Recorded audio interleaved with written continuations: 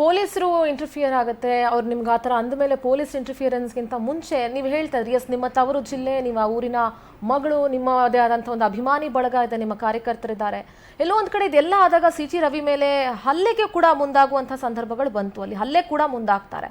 So ಇದ್ರ ಬಗ್ಗೆ ನೀವು ಏನು ಹೇಳ್ತೀರಿ? ಇದು ಎಷ್ಟು ಸರಿ ಅಂತ ಅನ್ಸುತ್ತೆ? ಅಂದರೆ ಇದನ್ನು ಇನ್ನೊಂದು ಸ್ವಲ್ಪ ನೀಟಾಗಿ ಹ್ಯಾಂಡ್ಲು ಮಾಡಬಹುದಾಗಿತ್ತಾ ಈ ವಿಚಾರವನ್ನ ಅಂತ? ನೋಡಿ, ನಾನು ಒಂದು ಮಾತನ್ನ ಹೇಳಲಿಕ್ಕೆ ಬಯಸ್ತೇನೆ.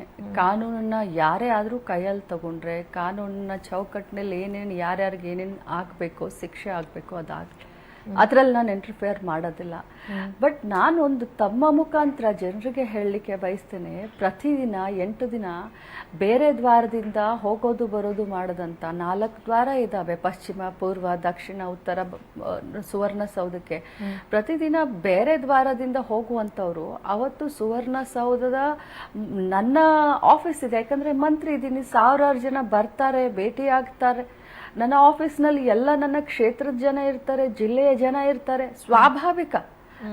ಸ್ವಾಭಾವಿಕ, ಯಾಕಂದ್ರೆ ಬೆಳಗಾವಿನಲ್ಲಿ ಚಳಿಗಾಲ ಅಧಿವೇಶನ ಅಂದ್ರೆ 4 ಜನರಿಗೆ ಕೆಲಸ ಆಗುತ್ತೆ, ಎಲ್ಲ ಮಂತ್ರಿ ಮಂಡಳ ಇಲ್ಲಿ ಇದೆ ಅಂತ ಬಂದಿರ್ತಾರೆ ಜನ. ಏನ್ 100 ಜನ ನುಗ್ಗಿದ್ರು, 100,000 ಜನ, ಅದು ಸರಿ ಅಂತ ಸಮರ್ಥನೆ ಮಾಡ್ಕೊಳ್ಳೋಷ್ಟು ಮೂರ್ಖಗಳಂತರೂ ನಾನು ಖಂಡಿತ ಅಲ್ಲ.